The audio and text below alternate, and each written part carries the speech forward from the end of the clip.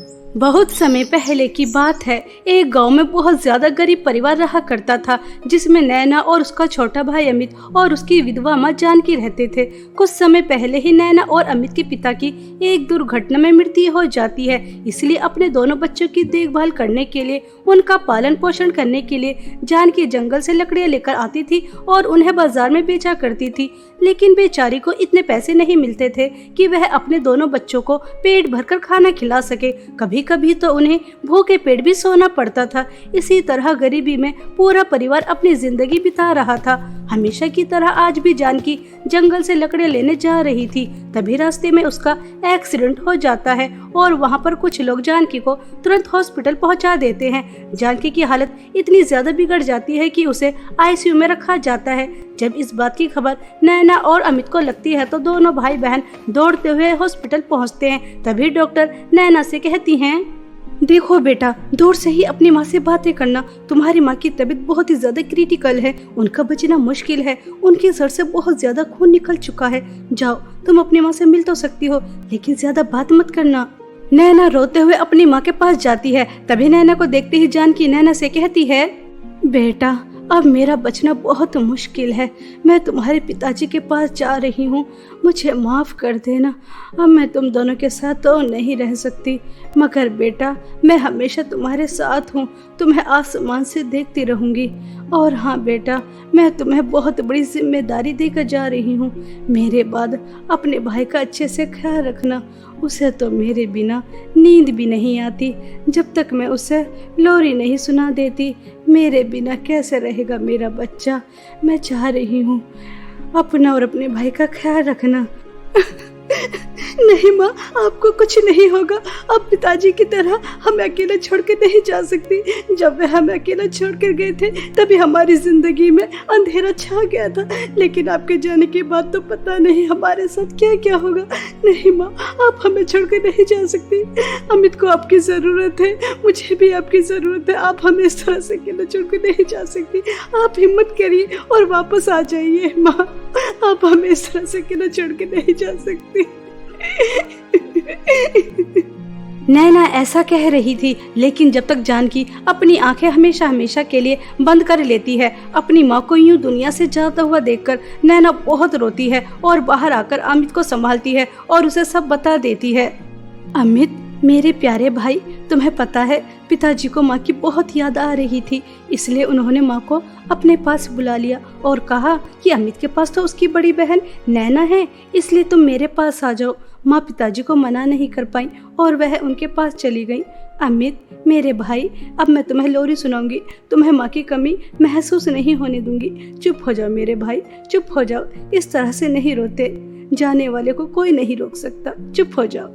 नैना अपने साथ साथ अपने छोटे भाई को भी संभालती है और कुछ समय बाद अपनी माँ का दाह संस्कार कर देती है। दोनों भाई बहन अपनी माँ के जाने के बाद बिल्कुल उदास हो जाते हैं और कुछ ही दिनों में जो घर में थोड़ा बहुत राशन था वह भी खत्म हो जाता है और पैसे जो जुड़े रखे थे वह भी सब खत्म हो जाते हैं। अब उनके घर में ना तो एक फूटी कौड़ी थी और न ही अन्न का एक भी दाना। तभी नैना सोचती है, मुझे भी माँ की तरह जंगल से लकड़ियाँ लाकर बेचनी चाहिए। 2 दिन हो गए अमित को थोड़े से दूध में पानी डाल डालकर पिलाते हुए। आखिर कब तक मैं उसे भूखा रखूंगी। मेरा पेट भी तो खाना मांग रहा है। मेरे पेट में मोटे मोटे चूहे दौड़ रहे हैं। कोई भी रिश्तेदार हमारी मदद के लिए नहीं आ रहा और आस पड़ोस में कुछ लेने जाती हूँ तो वह धक्के मारकर बाहर निकाल देते हैं। इस दुनिया में आपको अपनी मदद अपने आप ही करनी होती है। मजबूरी में भी कोई आपकी मदद नहीं करता। हाँ, अब मुझे यही काम करना होगा। ऐसा सोचकर नैना जैसे ही कुल्हाड़ी उठाकर जंगल जाने के लिए सोचती है, तभी बहुत तेज तूफान आ जाता है और बहुत तेज उस तूफान के साथ बारिश। यह देखकर नैना और भी ज्यादा घबरा जाती है, क्योंकि उसका घर कच्चा था और छत हमेशा टपकती थी। तभी अमित नैना से कहता है, दीदी, बारिश शुरू हो गई। अब हमारा घर टपकना शुरू हो जाएगा। हम कहाँ सोएंगे। जब माँ हमारे पास होती थी तो वो कोई ना कोई बंदोबस्त कर ही लेती थी, लेकिन अब हम छोटे छोटे बच्चे क्या करेंगे।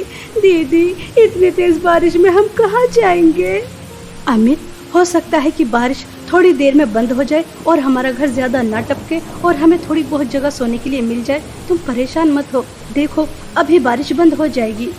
नैना अमित से ऐसा कह ही रही थी, लेकिन बारिश बंद होने का नाम ही नहीं ले रही थी। वह तेज पर तेज होती जा रही थी, जिस वजह से उनके घर में पानी बहुत ज्यादा भर जाता है और घर भी टूटने ही वाला होता है। तभी दोनों भाई बहन अपनी जान बचाकर बाहर आ जाते हैं और इतनी तेज बारिश में भीगते रहते हैं। सुबह से शाम हो जाती है, दोनों भाई बहन को बारिश में भीगते हुए, जिस वजह से अमित को बहुत तेज बुखार भी आ जाता है और वह तभी बेहोश हो जाता है। अपने भाई की बिगड़ती हालत देखकर नैना बहुत रोती है।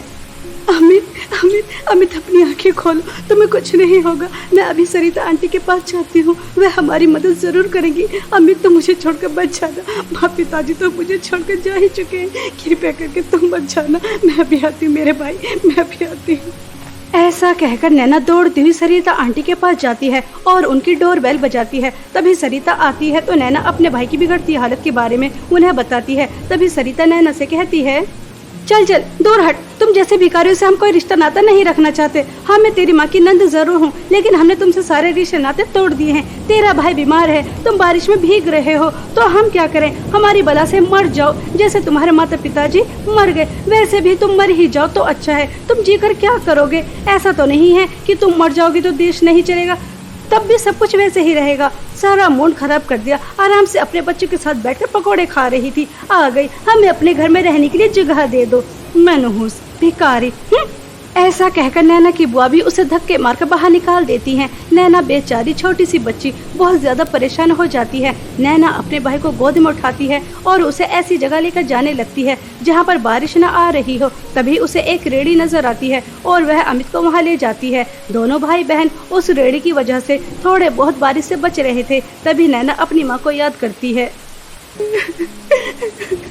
माँ, आप तो कह रही थी कि आप हमेशा हमारे साथ रहेंगी, आसमान से हमें देखती रहेंगी। तो देखिए हम कितने ज्यादा परेशान हैं। अमित बुखार के मारे कैसे तड़प रहा है और वह अपनी आंखें भी नहीं खोल रहा, और यह गांव वाले हमारी मदद भी नहीं कर रहे। माँ, आप हमारी मदद क्यों नहीं कर रही? जब बारिश बंद हो जाएगी तो हम अपने घर भी नहीं जा सकते, क्योंकि वो भी पूरी तरह से टूट चुका है। हमारे पास न खाने के लिए कुछ है, न रहने के लिए घर। माँ, हमारी मदद कीजिए ना, हम बहुत ज्यादा दुखी और परेशान हैं। इस तरह से नैना अपनी माँ को याद करके बहुत रो रही थी। वहीं दूसरी तरफ अमित के सपने में एक बहुत सुंदर परी आती है और वह अमित से कहती है, अमित, मुझे यहाँ तुम्हारी माँ ने तुम्हारी मदद के लिए भेजा है। मैं आसमान से आई हूँ। तुम दोनों भाई बहन बहुत ज्यादा दुखी और परेशान हो ना, इसलिए तुम्हारी माँ से यह सब कुछ देखा नहीं गया, इसलिए मुझे भेजा है। मैं तुम्हें एक वरदान दे सकती हूँ, जो भी तुम मुझसे मांगोगे। बताओ तुम्हें मुझसे क्या वरदान चाहिए? परी जी, अगर आप मुझे वरदान दे ही रही हैं, तो मैं आपसे ऐसा वरदान मांगूंगा जिसकी मदद से हम बहुत ज्यादा अमीर हो जाएं, हम भूखे ना रहें। इसलिए आप मुझे ऐसा वरदान दीजिए जिस चीज को भी मैं हाथ लगाऊं वह सोने की बन जाए। सोने की मदद से हम दोनों भाई बहन एक सुखी जीवन बिता सकते हैं। ठीक है बेटा, यह लो, मैंने तुम्हें ऐसा वरदान दे दिया है। तुम आज के बाद जिस भी चीज को हाथ लगाओगे वह सोने की बन जाएगी। परी बस इतना कह ही पाती है। तभी अमित को होश आ जाता है और वह उठकर नैना को सब बताता है कि उसके सपने में क्या क्या हुआ, और उसका बुखार भी पूरी तरह से उतर चुका था। कुछ ही समय में बारिश भी बंद हो जाती है। सुबह होने के बाद नैना अमित से कहती है, पता नहीं अमित, तुम जो कह रहे हो वह सच भी है या नहीं? तुम्हें ऐसा वरदान मिला भी है या नहीं? जिस चीज को तुम हाथ लगाओगे वह सोने की बन जाएगी। चलो एक बार ट्राई करके देखते हैं। तुम हमारे टूटे हुए घर को हाथ लगाओ। मुझे जो वरदान मिला है, मेरे हाथ लगाते ही मेरा टूटा हुआ घर पूरी तरह से सोने का हो जाए। अमित के इतना कहते ही उनका घर वह पूरी तरह से सोने का बन जाता है, और वो भी बहुत ज्यादा सुंदर। यह देखकर दोनों भाई बहन को यकीन आ जाता है। दोनों भाई बहन अपने घर के अंदर जाकर देखते हैं तो अंदर से भी वह पूरी तरह से सोने का बना हुआ था। यह सब देखकर और भी ज्यादा खुश हो जाते हैं। नैना अपने घर से कुछ सोना लेकर बेच कर आती है और उन पैसों से अपने खाने पीने का सामान भी लेकर आती है। ऐसे ही कुछ दिन बीत जाते हैं। अमित पेड़ को हाथ लगाता तो पेड़ सोने का बन जाता, किसी पत्थर को छूता तो वह सोने का बन जाता, और इसी तरह धीरे धीरे इस वरदान के बारे में गांव वालों को पता चल जाता है। तभी कुछ लोग इकट्ठा होकर आते हैं और वह नैना और अमित से कहते हैं, अरे वाह बेटा, तुम्हें तो बहुत अच्छा वरदान मिला है। तुम जिस भी चीज को हाथ लगाते हो वह सोने की बन जाती है। जब तुम्हें ये वरदान मिल ही गया है तो तुम गांव वालों की मदद क्यों नहीं कर रहे? तुम पूरे गांव को सुनहरी बना दो, जिसकी वजह से सभी गांव वालों की मदद भी हो जाएगी। दूसरों की मदद करना तो पुण्य का काम है। क्या तुम पुण्य कमाना नहीं चाहते? सुमेर काका, सरिता आंटी, काकी, आज आप बहुत ज्ञान दे रही हैं कि दूसरों की मदद करनी चाहिए, पुण्य मिलता है। जब हमें आप लोगों की जरूरत थी, हम आप लोगों के सामने गिड़गिड़ा रहे थे कि हमें आपकी जरूरत है, उस वक्त तो आपने किसी ने हमारी मदद नहीं की। ना हमें खाने के लिए कुछ दिया, ना हमें रहने के लिए अपने घर में थोड़ी भी जगह दी।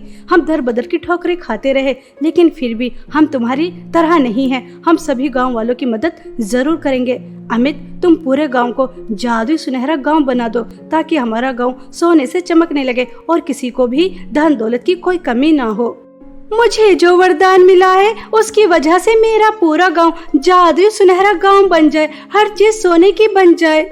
अमित के इतना कहते ही पूरा गांव सोने का बन जाता है। पेड़ पौधे, घर सामान, यहाँ तक कि सारी नदियाँ, कुएं, नल का पानी सब सोने का बन जाता है, जिस वजह से गांव में पानी की बहुत ज्यादा परेशानी होने लगती है। गांव में एक बूंद भी पानी नहीं रहता। अमित को सिर्फ यह वरदान मिला था कि वह किसी भी चीज को सोने का बना सकता है, लेकिन यह वरदान नहीं था कि उसे दोबारा से ठीक कर दे। पूरे गाँव में पानी की वजह से हाहाकार मच जाता है। कुछ ही दिनों में आधे से ज्यादा लोग गाँव को छोड़कर जा चुके थे। यह सब नैना और अमित को बहुत ज्यादा रोना आता है। तभी नैना कहती है, अमित, हमने गांव वालों की बात मानकर बहुत बड़ी गलती कर दी। हमसे कितना बड़ा अनर्थ हो गया। हमने पूरे गांव को जादुई सुनहरा गांव बना दिया, जिस वजह से हमारे गांव में पानी खत्म हो गया। जब पानी ही नहीं रहेगा तो हम जीवित कैसे रहेंगे? ये वरदान तो हमारे लिए ही मुसीबत बन गया। अब तक आधे से ज्यादा लोग गांव छोड़कर जा चुके हैं। गायें, बकरी, भैंस सब प्यास के मारे तड़प रहे हैं। क्या करें मेरे प्यारे भाई, हम क्या करें? इस तरह से दोनों भाई बहन बहुत ज्यादा परेशान हो रहे थे। तभी नैना और अमित के सामने वही परी आती है जो अमित के सपने में आई थी, और वह कहती है, अमित और नैना, मैंने तुम्हें जो वरदान दिया था तुमने उसका गलत इस्तेमाल किया। तुम गांव वालों की बातों में आ गए और ये भी नहीं सोचा तुम्हारे इस वरदान से गांव में कितनी ज्यादा परेशानी आ सकती है। परी जी, आप यह वरदान ले लीजिए और इस गांव को पहले की तरह कर दीजिए। हमें बस इतना दे दीजिए ताकि हम 2 समय का खाना खा सकें और अपने घर में आराम से रह सकें। उसके बाद हम दोनों भाई बहन बहुत मेहनत करेंगे और अपना जीवन यापन करेंगे। नैना के इतना कहते ही वह परी अमित से वह वरदान वापस ले लेती है और गांव को पहले की तरह कर देती है। अब सभी नदियों में, झरने में, नल में पानी आ जाता है और गांव पहले की तरह हरा भरा हो जाता है। नैना और अमित के पास एक अपना छोटा सा घर होता है और दोनों भाई बहन अपने माता पिता की तरह जंगल से लकड़ियां लेकर आते थे और उन्हें बेचते थे और उसी से अपना जीवन यापन करते थे। बहुत समय पहले की बात है। सोनापुर नामक गांव में एक बहुत सुंदर जादुई सोने का पेड़ था, जिसके ऊपर फल भी आते थे हीरे और सोने के। वह जादुई सोने का पेड़ गांव में हर किसी की मदद करता था। जो भी कोई अपनी मदद के लिए आता था, वह जादुई सोने का पेड़ उसकी मदद करता था। जादुई सोने के पेड़, मेरी बेटी की शादी है। मुझे मेरी बेटी के लिए जेवर बनवाने हैं। मुझे थोड़े से पैसे चाहिए, मेरी मदद करो। जी जी अम्मा जी, आप चिंता ना करो। आपके गांव में जब तक ये जादुई सोने का पेड़ है तब तक आपको धन दौलत की कोई कमी नहीं होगी। मैं अभी आपको ढेर सारा सोना देता हूँ, जिसकी मदद से आप अपनी बेटी की शादी बहुत धूमधाम से कर सकती हैं। ऐसा कहकर वह जादुई सोने का पेड़ उस बूढ़ी औरत को बहुत सारा सोना देता है और वह खुशी खुशी उस सोने को लेकर चली जाती है। इसी तरह जो भी कोई अपनी परेशानी उस जादुई सोने के पेड़ को बताता तो वह जादुई सोने का पेड़ उसकी तुरंत उस परेशानियों को चुटकियों में हल कर देता। सोनापुर नामक गांव में एक अनाथ लड़की सपना रहती थी, जो हमेशा जादुई सोने के पेड़ के आसपास की सफाई करती और कभी भी उससे धन दौलत नहीं लेती थी। एक दिन जादुई सोने का पेड़ सपना से कहता है, सपना, तुम कितनी अच्छी हो। बिना किसी लालच के मेरी कितनी सेवा करती हो, समय पर पानी देती हो, सफाई करती हो और बदले में मुझसे कुछ भी नहीं लेती।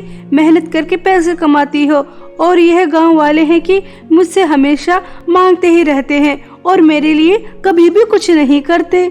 जादुई सोने के पेड़, आप जिस तरह से हमारे गांव वालों की मदद करते हैं, मुझे यह देखकर बहुत अच्छा लगता है। अगर आपकी कोई सेवा नहीं करता तो क्या हुआ, मैं हूं ना आपकी सेवा करने के लिए। मेरा इस दुनिया में कोई नहीं है, मैंने सब कुछ आपको ही मान रखा है। काम करके आती हूँ, खाना खाती हूँ और तुरंत आपके पास आ जाती हूँ। आपके पास बैठकर आपका काम करके मुझे बहुत अच्छा लगता है। सपना, हमेशा मेरे साथ ऐसे ही रहना, मुझे भी तुम्हारे साथ बहुत अच्छा लगता है। इसी तरह से रोज सपना और जादुई सोने का पेड़ आपस में बातें करते रहते। ऐसे ही समय बीत रहा था और एक दिन गांव में एक बहुत बड़ी जादूगरनी आती है और वह गांव में आकर सोचती है, मैंने सुना है इस गांव में जादुई सोने का पेड़ है जो फल भी हीरे और जवाहरात के देता है। अगर ये बात सच है तो उसकी शक्ति प्राप्त करके मैं कितनी ज्यादा शक्तिशाली बन जाऊंगी, और अगर ये बात झूठ निकली तो मेरा यहाँ आना बेकार ही हो जाएगा। मुझे सच का पता लगाना होगा, आखिर ये बात सच भी है या नहीं। ऐसा सोचकर वह जादूगरनी जादुई सोने के पेड़ के पास जाती है और उससे कहती है, ए जादुई सोने के पेड़, मैंने सुना है कि तू हमेशा मुसीबत में आए लोगों की मदद करता है। मैं बहुत दूर से आ रही हूँ, मैं मुसाफिर हूँ, लेकिन मेरे पास जो भी पैसे थे वह सब खत्म हो चुके हैं। मेरे पास एक भी रुपया नहीं बचा, मैं घर कैसे जाऊंगी? क्या तुम मेरी मदद कर सकते हो? मुझे अपने जादुई सोने के पेड़ से कुछ पैसे दे सकते हो? आप मुसीबत में हैं और मैं आपकी मदद ना करूं, ऐसा तो हो ही नहीं सकता। मैं अभी आपको बहुत सारे पैसे देता हूं, जिसकी मदद से तुम आसानी से अपने घर भी पहुंच जाओगी और एक हंसी खुशी जीवन भी बिताओगी। ऐसा कहकर वह जादुई सोने का पेड़ उस दुष्ट जादूगरनी को बहुत सारे हीरे और जवाहरात और सोने के सिक्के देता है, जिन्हें देखकर उस जादूगरनी की आंखें खुली की खुली रह जाती हैं और वह मुस्कुराते हुए वहां से आ जाती है। और रात हो जाने के बाद वह दोबारा से जादुई सोने के पेड़ के पास आती है और उससे कहती है, पागल जादुई सोने के पेड़, तूने बहुत बड़ी गलती कर दी। मुझे अपना जादू दिखाकर अब मैं तेरी सारी शक्तियां छीन लूंगी और बहुत ज्यादा शक्तिशाली हो जाऊंगी। मुझसे ज्यादा शक्तिशाली इस दुनिया में कोई नहीं होगा। मुझे कोई नहीं रोक सकता। मैंने तुम्हारी मदद की और तुम मुझे मारना चाहती हो। कृपया करके मेरी शक्तियां मत छीनो।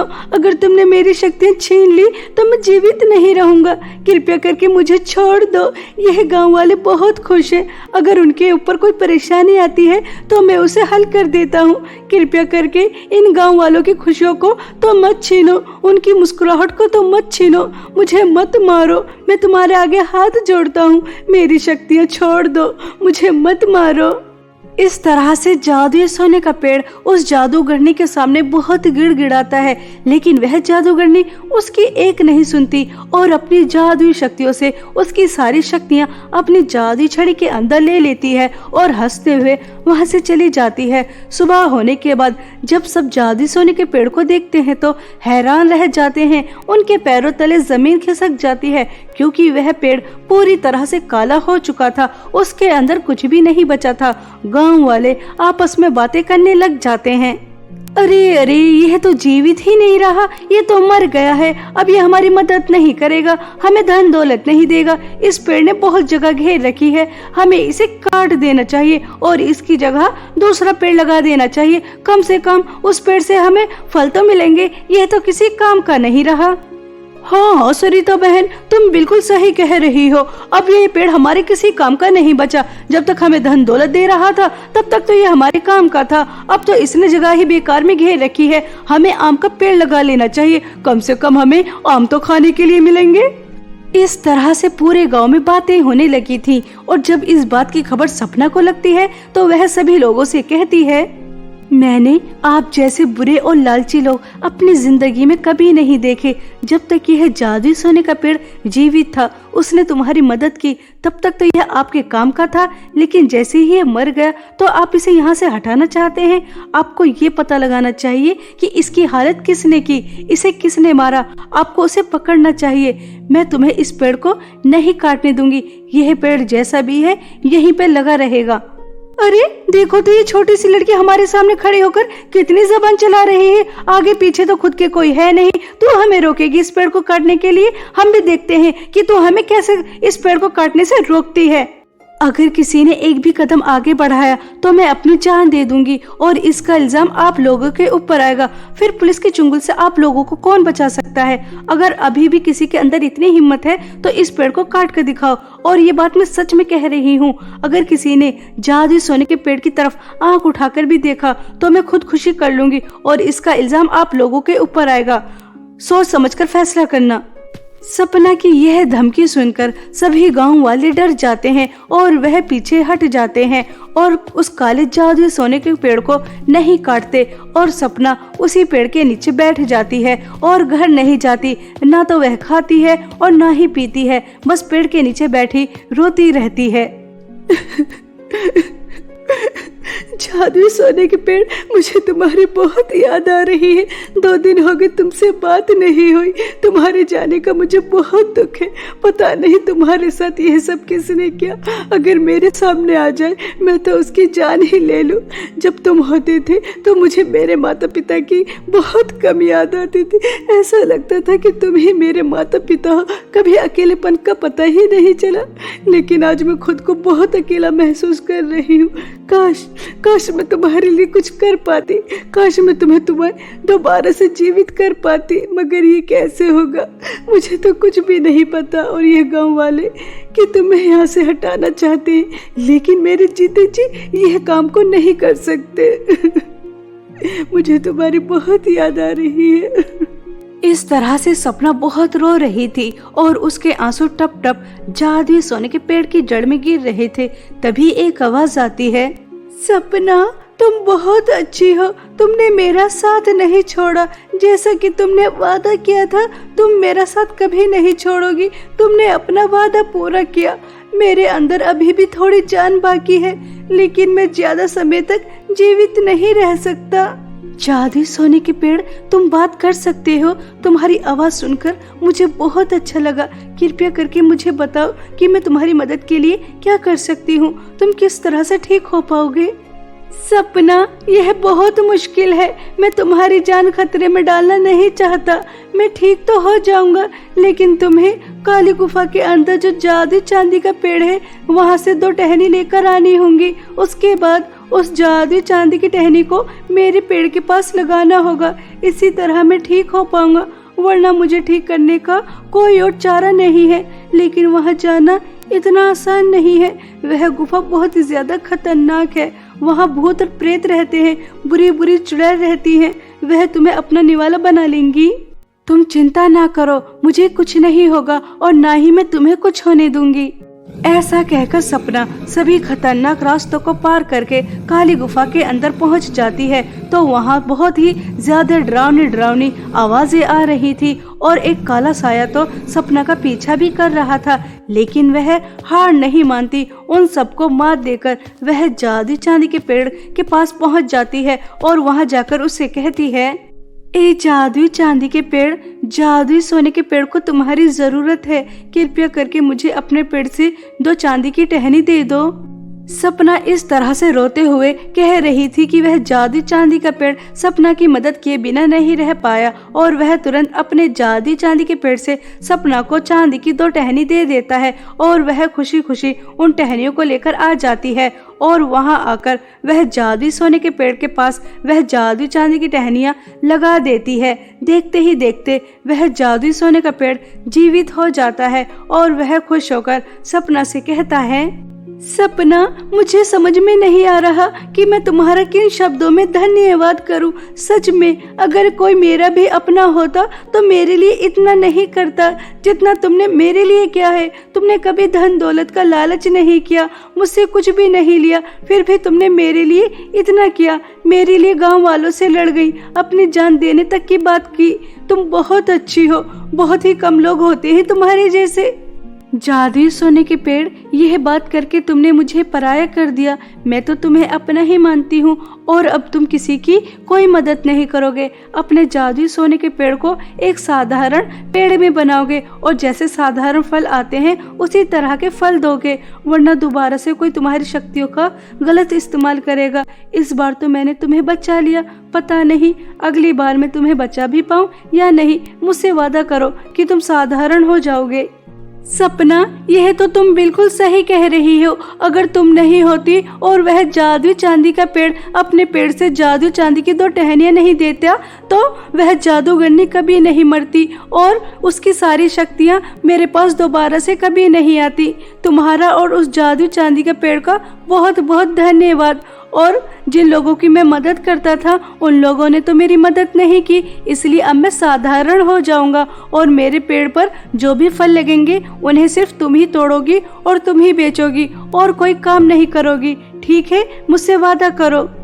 इस तरह से वह जादुई सोने का पेड़ एक साधारण आम के पेड़ के रूप में आ जाता है और सपना खुशी खुशी उस पेड़ से आम तोड़ती है और बाजार में बेचती है और अपना पालन पोषण करती है और उस पेड़ की भी बहुत देखभाल करती है। इसी तरह जादुई सोने का पेड़ और सपना अपना अच्छा जीवन बिता रहे थे।